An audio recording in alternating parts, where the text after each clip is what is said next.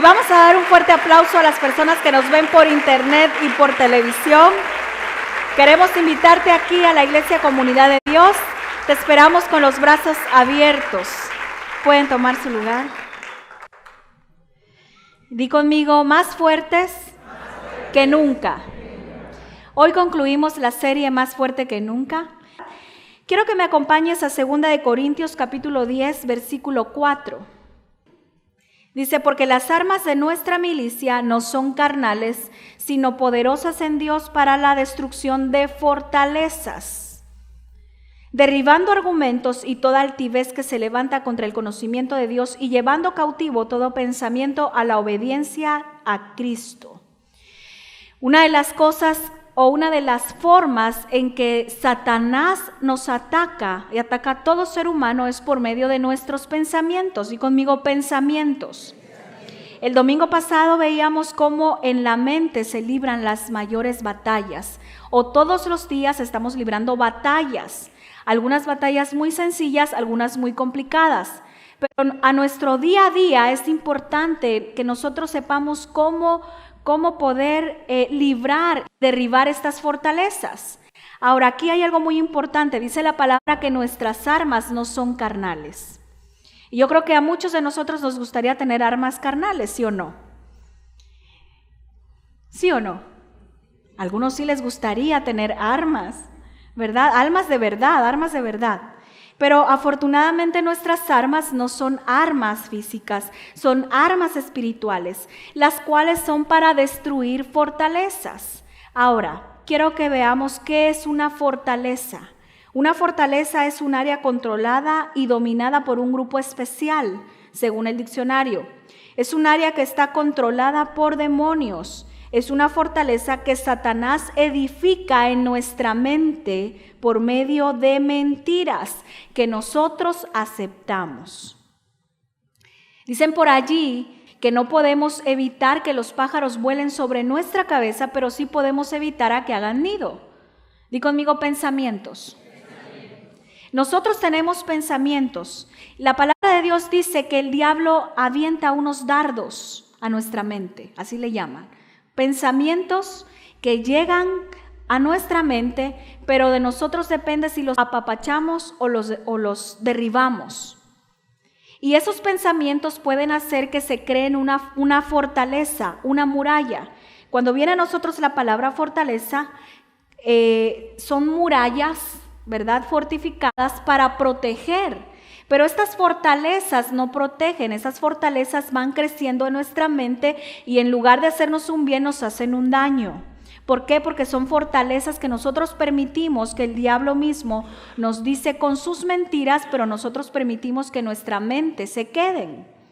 Y no precisamente malos pensamientos, sino simplemente fortalezas como por ejemplo si tú tienes una situación financiera que no ha estado muy bien, entonces el diablo puede aprovechar esa situación para ir y decirte por medio de un pensamiento, no vas a salir adelante. O tu situación económica no se va a arreglar, no vas a prosperar. Entonces se comienza a construir una fortaleza, como con tabiques se va construyendo, pero tú tienes que derribar esa fortaleza y llevar ese pensamiento cautivo a la obediencia de Cristo. Quiere decir que ese pensamiento que tú estás dejando que se construya no es el correcto. Lo tienes que derribar a la obediencia de Cristo, pero para eso se necesita humildad. Para eso se necesita quitar de nosotros la altivez. Di conmigo la altivez. Y ahorita te voy a compartir por qué pienso o por qué la palabra de Dios habla de la altivez. Nosotros dejamos que se levanten argumentos, que se levanten fortalezas. Los argumentos son cosas que realmente están pasando. Son planificaciones que nosotros tenemos. Y si algo no sale como nosotros planificamos tener, entonces nosotros nos frustramos, nos enojamos y nos frustramos y nos enojamos porque somos orgullosos. A veces, yo no sé si te ha pasado, pero a veces tú planificas algo.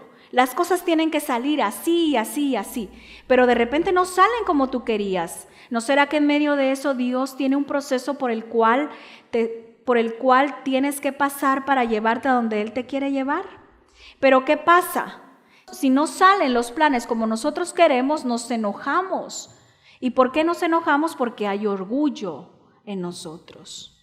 Esos pensamientos que no son correctos los tenemos que llevar cautivos. Por ejemplo, cuando Dios te dice, tu matrimonio se va a restaurar, tu esposa se va a componer, tu esposo se va a componer, no sé cómo, pero se va a componer. Y entonces, pero tú ves la circunstancia y tú no ves claro, dices, este no va a cambiar o este no va a cambiar. Se comienza a levantar en ti una fortaleza y entonces el diablo aprovecha eso y dice, pues sepárate, déjalo, déjala. ¿Cuántos han escuchado esa voz? No me levante su mano. Son fortalezas que se van levantando, son las mentiras del diablo. Y entonces tú comienzas a creer esas mentiras, pero en lugar de que tú dejes que esas mentiras vayan creciendo, mejor derríbalas. Y tienes que decir, aferrarte a la palabra de Dios que dice que en Él son benditas todas las familias de la tierra. Por eso el domingo pasado yo te hablaba de no las verdades circunstanciales, sino de la verdad absoluta, a la cual tú tienes que aferrarte. Eso significa que ese pensamiento que viene de Satanás lo tienes que derribar y sujetarlo a la obediencia de Cristo. No es lo que está pasando, es lo que Dios dice. Si hay una persona que está enferma y entonces Satanás puede sembrar pensamientos de que no vas a sanar, de que no hay más remedio y el doctor te puede decir, mira, ya no hay nada que hacer, usted está desahuciado. Pero entonces tú tienes que llevar ese pensamiento porque de repente tú te puedes creer que realmente no vas a sanar. Pero ese pensamiento tú lo tienes que llevar porque la palabra de Dios dice que por su llaga nosotros hemos sido sanados. Entonces llevas ese pensamiento de que no vas a sanar, lo llevas cautivo y lo llevas a la obediencia de Cristo. Pero para eso se necesita humildad, quitar toda altivez, porque nuestros argumentos a veces son argumentos que son válidos. Es como cuando dos personas tienen diferencias. Cada persona tiene su argumento y cada persona tiene un argumento válido. Otro ejemplo muy sencillo es cuando tú te equivocas en algo, cuando tú le fallas a Dios en algo. Entonces, realmente le fallaste a Dios. Realmente debes de sentirte mal porque le fallaste a Dios. Realmente debes de sentirte culpable porque le fallaste a Dios. Es parte del proceso del arrepentimiento. Pero después de eso también dice la palabra que tenemos un abogado que Él es fiel y justo para perdonarnos y limpiarnos de toda maldad. Entonces, cuando ese argumento, esa fortaleza se quiere levantar en que soy pecador, ya no tengo remedio, ya Dios no me va a perdonar. Si es que has pensado de esa forma, tú tienes que derribar esa fortaleza con la palabra de Dios. Creo que es un ejemplo muy sencillo. En que tú eres su hijo, en que eres salvo y que Él es fiel y justo para perdonarte y limpiarte de toda maldad. Es algo muy sencillo. Pero de repente nosotros mismos le facilitamos el trabajo a Satanás. Cuando nosotros comenzamos a operar en la mente de Satanás, en lugar de pensar cosas buenas de nosotros o de pensar de acuerdo a lo que Dios ha dicho, comenzamos a pensar de acuerdo a la mente de Satanás. Y le facilitamos el trabajo, y a quien le debemos de facilitar el trabajo es a Dios. Si Él te está diciendo que Él va a estar contigo, entonces facilítale el trabajo y muéstrale que tú estás confiando y creyendo en sus promesas. Y que pase lo que pase, tú te vas a mantener creyendo en Él. Facilitarle el trabajo a Dios, lo que Él tiene que hacer. Ahora sí quiero que me acompañen a Romanos capítulo 12, versículo 3, dice: digo pues por la gracia que me es dada a cada cual que está entre vosotros que no tenga más alto concepto de sí que el que debe de tener, sino que piense de sí con cordura conforme a la medida de fe que Dios repartió a cada uno. Di conmigo orgullo. No debemos de tener un más alto concepto de quiénes somos en Cristo Jesús, pero tampoco debemos de tener un concepto muy bajo, porque sería irnos al extremo. Irnos a un concepto muy bajo es pues lo que el diablo quiere, pero también irnos a un concepto muy alto es peligroso porque dice la palabra que Dios resiste al soberbio, pero da gracia al humilde, que quiere decir que a Dios no le gusta la gente orgullosa. Y nosotros tenemos que quitar aún de nuestras vidas el orgullo. Y todos aquí en algún momento de nuestra vida, si no es que cada día batallamos con el orgullo. Y te voy a decir por qué. Esa es una de las fortalezas o es una fortaleza muy grande que se levanta en nuestra mente. Quiero que me acompañes a Romanos 2:1, por favor. Allí en tu lugar, Romanos 2:1. Cuando somos orgullosos nos convertimos en jueces de todos, ¿verdad? Aquí Romanos 2:1 dice, por lo cual eres inexcusable, oh hombre, quien quiera que seas tú que juzgas, pues en lo que juzgas a otro te condenas a ti mismo. Di conmigo, ouch. Con la misma medida que juzguemos, seremos juzgados. Por eso debemos de tener mucho cuidado con el orgullo, con la altivez, porque cuando somos orgullosos somos buenos para ver los errores de los demás, pero no vemos nuestros errores.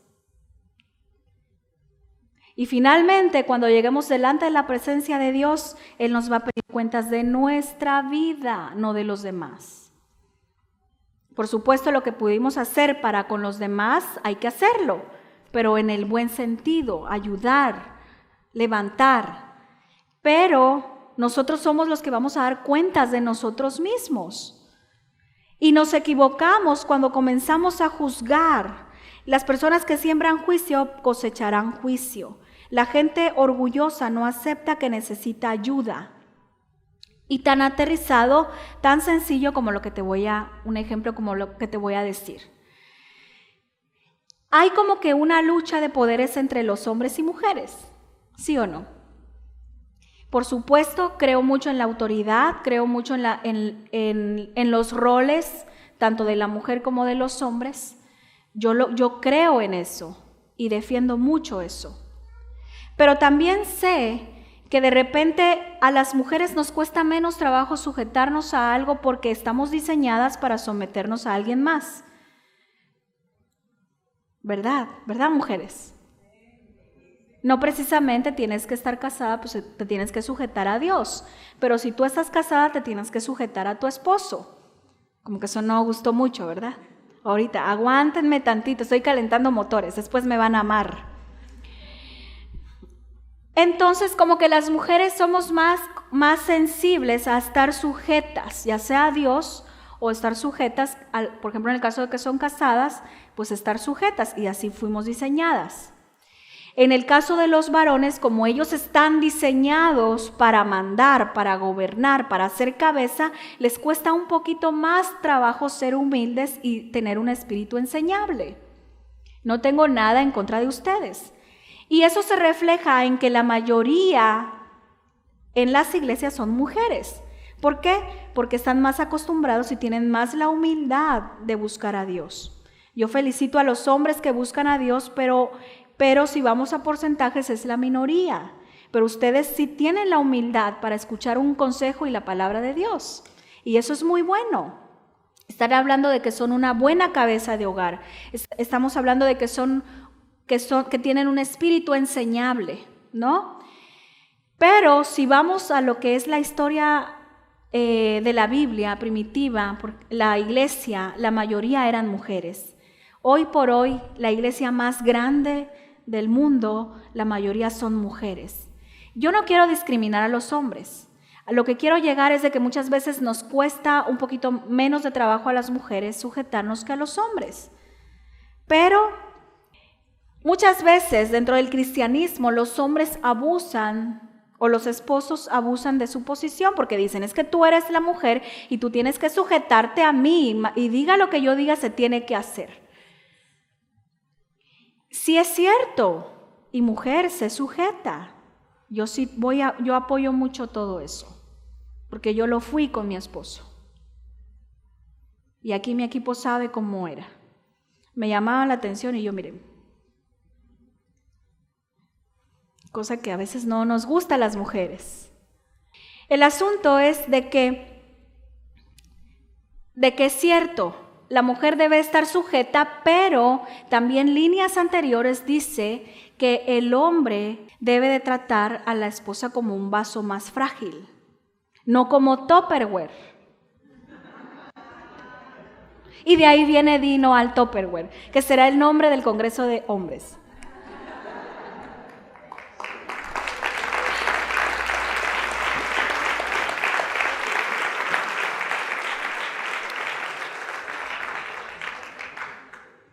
Y más atrás dice la palabra que todos tenemos que sujetarnos los unos, someteos los unos a los otros.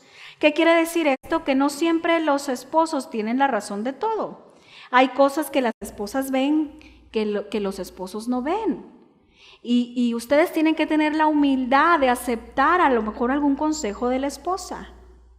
Yo recuerdo cuando con el pastor, incluso él se los comentaba, él muchas veces llegó a decir que él me escuchaba también, porque había cosas que él no veía que yo sí veía. Tenía de alguna forma la humildad para reconocer que también yo podía, en cierta manera, aportar algo y no ser un cero a la izquierda. Entonces dice la palabra, entonces, que nosotros tenemos que someternos los unos a los otros. Por supuesto, hay un equilibrio, pero no debe de haber un abuso ni de un lado ni de otro, ¿verdad? Y a veces eso es lo que pasa en los hogares y también pasa muchas veces en la cuestión del liderazgo.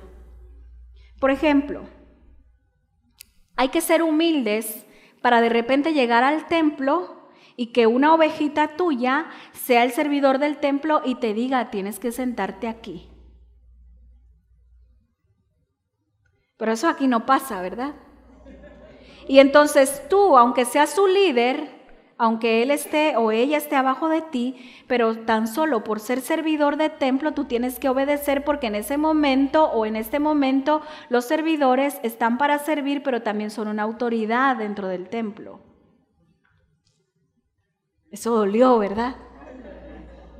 Los servidores están para servir, pero no estamos para que nos sirvamos de ellos. Si nosotros como iglesia, si nosotros en la casa nos sometemos los unos a los otros, muchos de los problemas que hay se acabarían. Si el esposo dejara de pensar todo el tiempo que tiene la razón todo el tiempo y dijera, bueno, está bien, tú tienes la razón, pues muchos de los problemas se acabarían. O si la esposa dijera, bueno, mira, si tienes la razón está bien, aunque le dé el avionazo, muchos de los problemas se acabarían. Porque muchos de los problemas son por estar discutiendo en quién tiene la razón de las cosas, ¿sí o no? Hay que ceder. Di conmigo humildad. Y la mayoría de los líderes, no me refiero a los líderes como tal de los grupos en casa, la mayoría, Dios nos ha dado a todos como un equipamiento para ser líder en algo, pero nos ha dado un equipamiento y la mayoría de los seres humanos tendemos a irnos por el orgullo y por la altivez. Siempre vamos a tener esa tentación. Saúl tuvo esa tentación, pero se creyó más importante que Dios y entonces Dios le quitó el reinado. Cuando todos aquí tenemos que pensar que somos importantes porque somos hijos de Dios y Él nos dice que nosotros somos cabeza y no somos cola, que estamos por encima y no por debajo, que Él nos da a las naciones por heredad. Eso es fe, pero todo don bueno, toda gracia proviene de Él, no de nosotros mismos. Cuando nosotros nos sentimos importantes por nuestra importancia, porque nosotros creemos que realmente somos importantes no por Dios sino por nosotros mismos, nosotros vamos camino a perder la importancia. Pero si nosotros creemos que somos importantes porque a Dios le ha placido y porque es por su gracia y su misericordia, entonces nosotros podemos seguir con un corazón sano. Pidámosle a Dios siempre mantenernos humildes. Hay personas que llegan a la iglesia y ya traen algo planificado en su mente. Es que ese canto no me gusta, es que esa alabanza no me gusta, es que no me gusta, y empiezan a orgullo. Cuando las cosas no se hacen como nosotros queremos, hay orgullo. Cuando la ofrenda es al final y no fue en medio, entonces ¿por qué fue así? Orgullo. Cuando nosotros venimos predispuestos a escuchar la palabra de Dios y no venimos con esa hambre de que qué es lo que Dios va a tener para mí el día de hoy, entonces eso es orgullo. Cuando nosotros venimos y decimos, Dios, lo que tú tengas para mí hoy lo voy a recibir, así como con esa hambre, con esa sed de tu palabra, yo lo voy a recibir, y entonces sales empoderado de eso. A veces calificamos al que está aquí enfrente, a veces decimos, pues tuvo más o menos, pues más o menos, ahí la pastora predicó más o menos. Calificamos. Pero quiero decirte algo, si Jesús estuviera el día de hoy aquí predicando, muchos se dormirían o muchos dijeran, yo no regreso a esa iglesia. Y te voy a decir por qué, porque Él predicaba por parábolas. A sus discípulos les explicaba a solas y les desmenuzaba lo que había dicho, pero Él tan solo decía, miren las flores del campo, no trabajan ni hilan. Esas eran las grandes predicaciones de Jesús. Y uno aquí se está desbaratando y qué versículo tal y qué palabra tal y qué tal, y ni así. ¿Por qué? Porque hay orgullo en la gente. No hace falta que nos pongamos de cabeza. ¿Por qué? Porque hay orgullo. Porque tenemos esa comezón de decir, no me gustó. Pero cuando tú tienes la sencillez de corazón de escuchar la palabra, por muy sencilla que sea, tú la vas a recibir. Por un corazón humilde.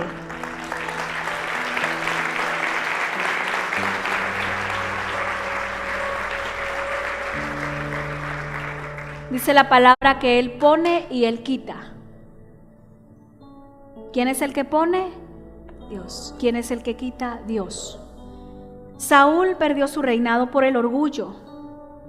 Nabucodonosor perdió también, durante 7 años se volvió loco y perdió todo, porque él llegó a decir que por su fuerza, que por él mismo había logrado todo eso, hasta que reconoció que había sido por Dios, entonces Dios le restaura todo.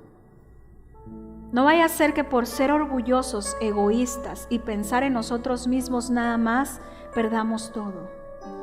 Y si hemos perdido, pidámosle perdón a Dios. Regresemos al punto de partida.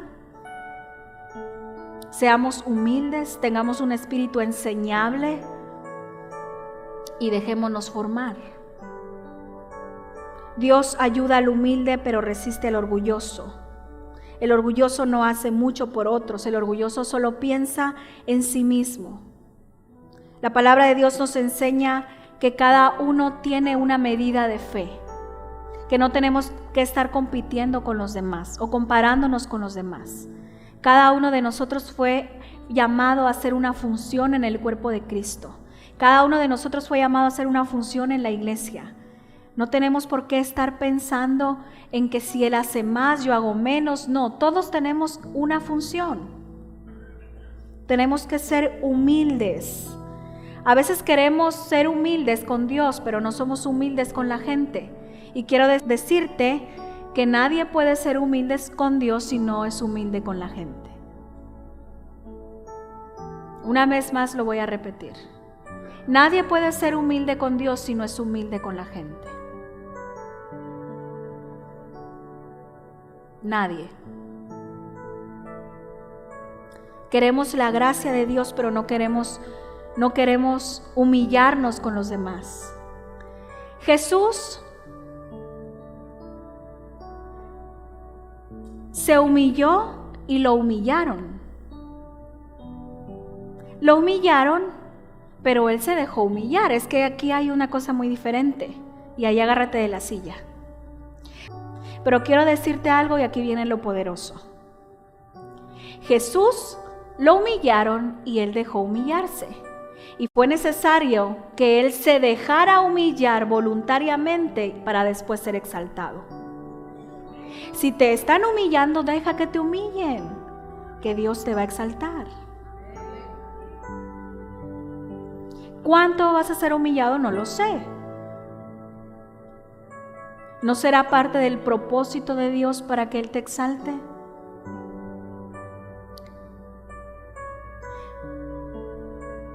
Dice la palabra de Dios, airaos pero no pequéis. Es decir, todos tenemos chance de enojarnos, todos. Y yo creo que aquí todos se enojan, ¿sí o no? ¿O no? Todos nos enojamos. Dice la palabra, airaos pero no pequéis. Cuando Jesús entra al templo, donde lo habían convertido en un mercado, Él se aira y pareciera como que pecó, porque dice la palabra que Él agarra las mesas y las tira y las avienta. Es como si yo agarrara las sillas y ¡crash! Muchos dirían, ala, ya no regreso a esa iglesia. La pastora Lucía se volvió loca. Bueno, algo así hizo Jesús, agarró las mesas y las tiró y regañó a la gente. El Padre de todo amor regaña a la gente. Se airó, pero no pecó. Y te voy a decir por qué. Porque por esa gente a la que Él regañó y esa gente a la que Él le aventó las cosas, fue la misma gente por la que Jesús dio su vida. El problema no está en enojarse, el problema está en el pecar. Ahí se abre una puerta al diablo. Porque el problema no es que te enojes, el problema es, por eso dice la palabra, que no se ponga el sol sobre vuestro enojo. Es decir, conténtate o arréglatelas antes de que te vayas a dormir. Porque si no te vas a dormir y estás pensando, voy a hacer esto, voy a hacer lo otro, me voy a vengar, voy a hacer aquí, voy a hacer allá, y comienza el resentimiento, la amargura, los deseos de venganza, que nadie de aquí ha tenido, ¿verdad? Todos tenemos una aureola aquí. Y le voy a hacer esto y le voy a hacer el otro, y cuando me diga le voy a contestar, y ¿sí o no? Y entonces ahí sí viene el pecar con alguien más. Te puedes enojar, pero el problema está después de que te enojas. Tú puedes perdonar a alguien que te ha humillado,